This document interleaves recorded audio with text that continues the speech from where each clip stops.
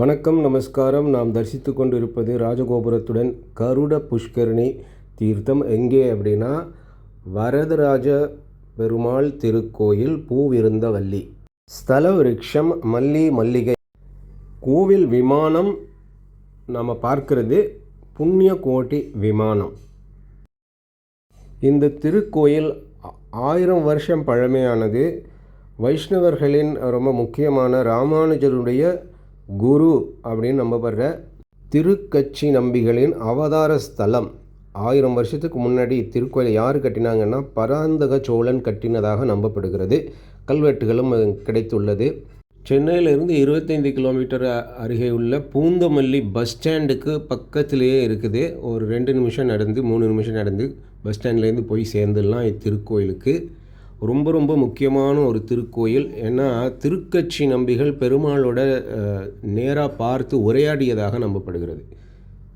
நாம் இப்போ கோயில் கோபுரத்தில் உள்ள நுழைஞ்சு பெருமாளோட சன்னதிக்கு போயிட்டுருக்குறோம். போகிற வழியில் இந்த மண்டபத்தில் இருக்க அற்புதமான சிற்பங்களை பாருங்கள், எப்படி இருக்குது. அந்த காலத்து மன்னர்கள், பல மன்னர்கள் இதற்கு கட்டியிருக்கிறாங்க அப்படின்னு தெரியுது. சேரர் பண்ணியிருக்கிறாங்க, அப்புறம் விஜயநகர மன்னர்கள் பண்ணியிருக்கிறாங்க, சோழன் கட்டியிருக்கிறாங்க. முன்னாடியே சொன்னேன். இந்த மாதிரி தான் நமது முன்னோர்கள் கோவில்களை மெருகூட்டினாங்க. ஒவ்வொரு மண்டபம் கட்டியிருக்கிறாங்க, ஒவ்வொரு பிரகாரங்களை கட்டி கொடுத்துருக்குறாங்க.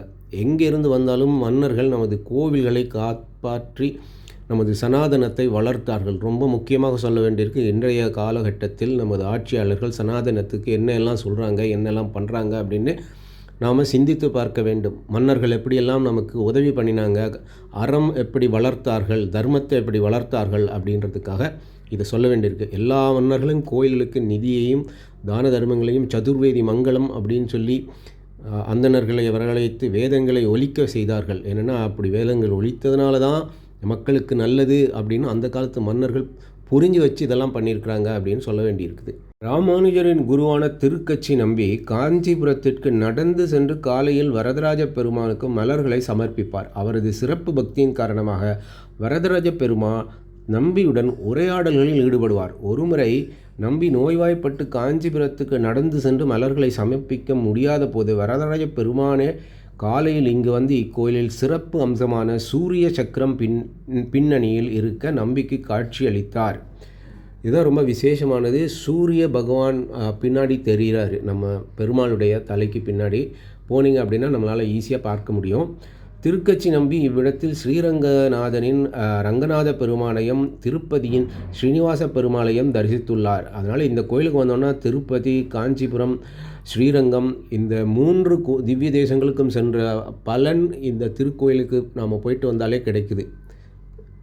விசேஷத்தை சொல்ல வேண்டியிருக்கு. திருக்கச்சி நம்பிகள் பிராமணர் இல்லை, ஆனால் அவரை ராமானுஜர் குருவாக ஏற்றுக்கொண்டார் அப்படின்ற விசேஷம் எத்தனை பேருக்கு தெரியும்? அது மட்டும் இல்லை, திருக்கச்சி நம்பிகள் சமஸ்கிருதத்தில் வரதராஜ பெருமாள் மேலே அஷ்டகம் பாடியிருக்கிறார்.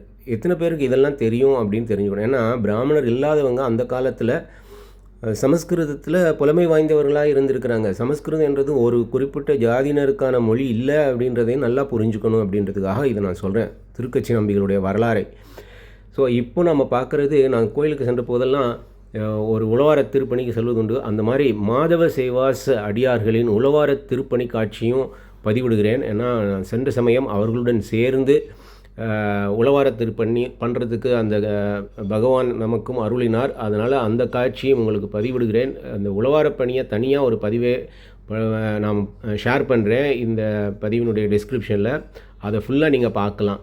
அதில் உழவார திருப்பணியில் சேர்ந்து கொண்டு வந்தால் அதில் கொடுத்துருக்க தொடர்பு நம்பரை தொடர்பு கொண்டு நீங்கள் மாதவ சேவா நண்பர்களுடன் உழவார திருப்பணி எப்போ வேணாலும் சேர்ந்துக்கலாம்.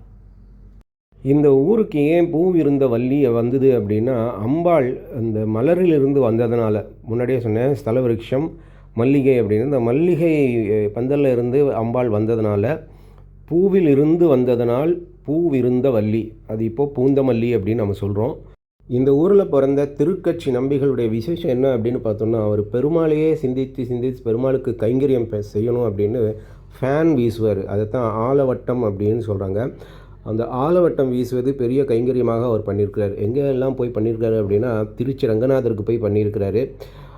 அப்போது திருச்சி ரங்கநாதர் சொல்லியிருக்கிறாரு, எனக்கு இங்கே காவேரி ஆற்று நல்லா ஜில் ஜில்லுன்னு வந்துக்கிட்டு இருக்கு, நீ போய் வெங்கடேஸ்வர பெருமாள் திருப்பதிக்கு போய் இதை பண்ணு அப்படின்னு சொல்லிட்டு. ஸோ இவர் திருப்பதிக்கு போயிட்டு ஆலவட்டம் வீசுகிறப்போ அவர் என்ன சொல்லியிருக்கிறாருன்னா, திருப்பதி வெங்கடேஸ்வர பெருமாள், எனக்கு இங்கே மலைக்காற்று நல்லா வந்துக்கிட்டு இருக்கு, ஆனால் காஞ்சிபுரத்தில் இருக்கிற வரதராஜ பெருமாளுக்கு எதுவும் வரல, நீ அங்கே போய் இந்த ஆலவட்டம் வீசு அவருக்கு அப்படின்னு சொல்லிடுறாங்க. அதுக்கப்புறம் தான் அவர் வந்து காஞ்சிபுரத்துக்கு வந்து இந்த மாதிரி பணியெல்லாம் பண்ணிகிட்ருக்கிறாரு. அந்த மாதிரி பண்ணுறப்போல தான் ஒரு காலத்தில் அவரால் வயசாகிடுது. எப்போதுமே புஷ்பத்தை எடுத்துகிட்டு போயிட்டு வரதராஜ பெருமாளுக்கு கொடுக்குறது, அந்த கைங்கரெல்லாம் பண்ணிக்கிட்டு இருக்கிறத வயசான காலத்தில் முடியாமல் போயிடுச்சு. அப்போ தான் பெருமாள் இவருக்கு காட்சி கொடுக்குறார், சூரிய பகவான் தன் பின்னால் வச்சுட்டு. அதனால் சூரிய ஸ்தலம் அப்படின்னு சொல்கிறாங்க இந்த ஸ்தலத்தை. இங்கே வந்து தரிசிக்கணும்னா முன்னாடியே சொன்னேன், 3 திவ்ய தேசங்கள் சென்று தரிசித்த பலன் உண்டு. திருப்பதி, வரதராஜ பெருமாள், காஞ்சிபுரம், அப்புறம் ஸ்ரீரங்க பெருமாள், இவங்க 3 பேருமே தரிசிக்கலாம். இங்கே தனித்தனி சன்னதியாக உண்டு. சிறப்பாக இந்த மாதிரி நாமளும் உழவார திருப்பணிகள் செய்து இறைவனுக்கு கைங்கரியம் செய்து என்றும் இறைவனை சிந்தித்து நம் வாழ்வில் வளம் பெறுவோம், அருள் பெறுவோம். நமது வாழ்க்கையை இறைவனுக்கு பணி செய்யும் வாழ்க்கையாக இருக்க வேண்டும். என் கடன் பணி செய்து கிடப்பதே அப்படின்னு நாவுக்கரசர் சொல்கிறார் இல்லையா, அந்த மாதிரி இந்த திருக்கோயிலில் இன்னொரு விசேஷம் என்ன அப்படின்னு பார்த்தோம் அப்படின்னா, பசு மடம் மிக சிறப்பாக இருந்தது. நிறைய பசுக்கள் இருந்தது, அதி அற்புதமாக இருந்தது அந்த காட்சியே. அதையும் நான் உங்களுக்கு பதிவிடுகிறேன். அதையும் அந்த மாட்டு கொட்டகை பசு இடத்தையும் தூய்மை பண்ணிக்கிட்டு இருந்தாங்க. நான் எப்போதுமே பண்ணலாம். இதுதான் அந்த மல்லிகை நந்தவனம், இதுதான் அந்த ஸ்தல விருட்சம். இந்த திருக்கோயிலுக்கு கண்டிப்பாக முடிந்தால் சென்று வாருங்கள். பூந்தமல்லி பஸ் ஸ்டாண்டிலேருந்து பக்கத்தில் இருக்குது.